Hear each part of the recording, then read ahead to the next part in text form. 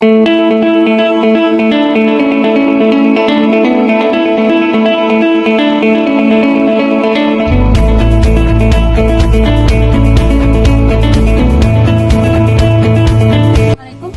wabarakatuh. Salam, kami dari kelompok 1 dari mata kuliah Profesionalisasi Administrasi Pendidikan, Program Studi Administrasi Pendidikan, Fakultas Keguruan dan Ilmu Pendidikan.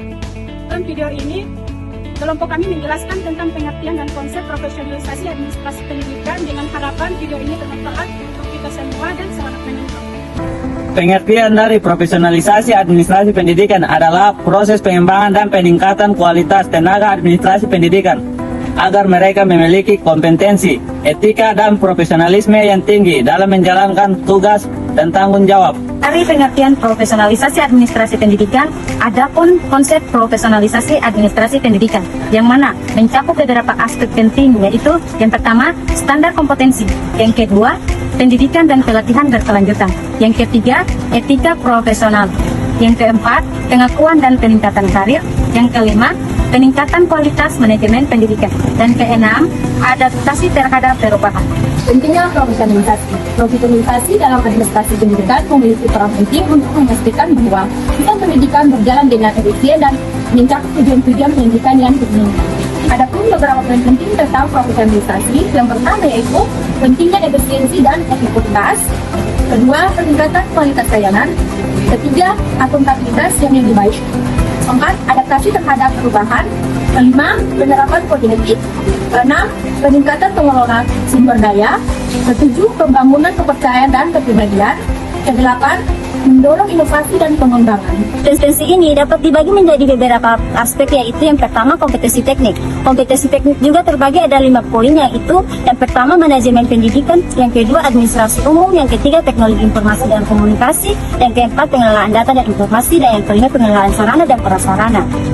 Sedangkan yang kedua aspek kompetensi manajerial juga terbagi ada beberapa poin juga, yaitu yang pertama kepemimpinan, yang kedua komunikasi, yang ketiga kerjasama, yang keempat pengambilan keputusan, dan yang kelima evaluasi dan monitoring.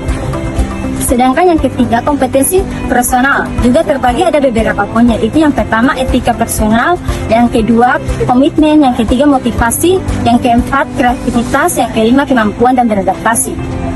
Sedangkan yang keempat, kompetensi sosial juga terbagi ada beberapa poin, yaitu yang pertama keterampilan interpersonal, dan yang kedua kepekaan sosial, yang ketiga keterlibatan masyarakat. Dalam profesionalisasi administrasi pendidikan adalah pedoman yang mengatur perilaku, sikap, dan tanggung jawab para profesional di bidang administrasi pendidikan. Terdapat beberapa prinsip umum dalam kode etik, yaitu yang pertama integritas, yang kedua akuntabilitas, yang ketiga transparansi, yang keempat profesionalisme, yang kelima kerahasiaan, yang keenam kerjasama serta kolaborasi, dan yang terakhir komitmen pada kualitas pendidikan.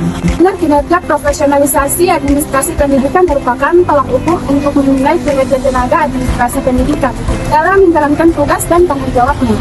Standar ini dapat dibagi menjadi 4 aspek. Pertama itu standar kompetensi, di mana standar kompetensi ini terbagi menjadi 3 poin. Yang pertama yaitu pengetahuan, yang kedua yaitu keterampilan, dan yang ketiga yaitu sikap. Dan yang kedua yaitu standar kinerja, di mana standar kinerja ini terbagi menjadi 4, di mana yaitu yang pertama yaitu efisiensi, yang kedua akurasi, yang ketiga itu keterampilan waktu, dan yang keempat itu kualitas layanan.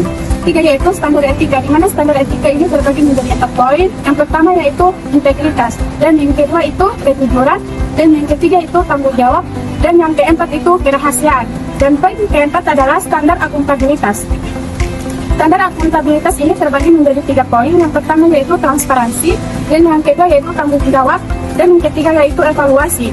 Standar kinerja profesionalisasi administrasi pendidikan ini dapat digunakan untuk yang pertama yaitu pengembangan kurikulum, yang kedua yaitu pelatihan dan pengembangan, dan yang ketiga yaitu evaluasi kinerja, dan yang terakhir yaitu meningkatkan kualitas layanan. Baik Ibu, terima kasih atas kesempatannya.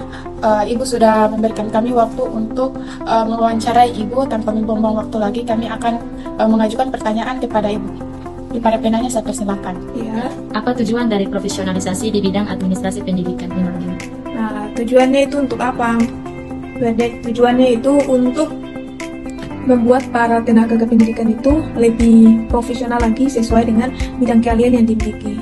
Ada memang tenaga-tenaga pendidik yang memiliki keahlian khusus, tetapi mereka tidak berbagi dengan rekan kerjanya. Misalnya mengikuti pelatihan atau seminar yang diadakan oleh dinas terkait. Ketika mereka pulang, mereka tidak mempresentasikan kepada teman-teman atau di bidang mereka itu. Jadi tujuannya itu untuk menyamaratakan profesional atau kompetensi yang dimiliki. Pertanyaan yang berikut, apakah ada dampak tersendiri dari profesionalisasi administrasi pendidikan terhadap kualitas pendidikan? Dampak itu yang pertama ada efisiensi pengelolaan sumber daya manusia. Ketika seseorang dikatakan profesional berarti SDM-nya itu harus profesional. Contoh lulusan dari prodi kami sendiri, menjadi lulusan yang kompeten dan berkarakter di bidang administrasi pendidikan, menjadi manajer, menjadi leader, menjadi administrator pendidikan.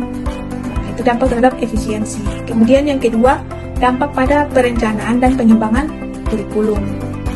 Dampak yang ketiga itu ada peningkatan terhadap kualitas pengajaran. Menurut Ibu, seberapa penting kode etik itu dalam profesionalisasi tenaga pendidik dan administrator? Yang menurut Ibu sangat penting. Kode etik itu merupakan aturan yang berlaku di suatu instansi tertentu. Kode etik yang mengatur tenaga pendidik atau maupun guru. Kode etik terkutip dalam Undang-Undang Nomor 20 Tahun 2005 kalau tidak salah tentang kode etik.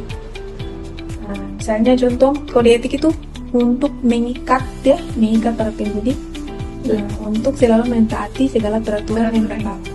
Demikian hasil video pembuatan materi kami tentang pengertian dan konsep profesionalisasi administrasi pendidikan. Besar harapan kami, semoga video kami ini akan bermanfaat untuk kita semua tentang profesionalisasi administrasi pendidikan. Assalamualaikum warahmatullahi wabarakatuh. Shalom dan terima kasih.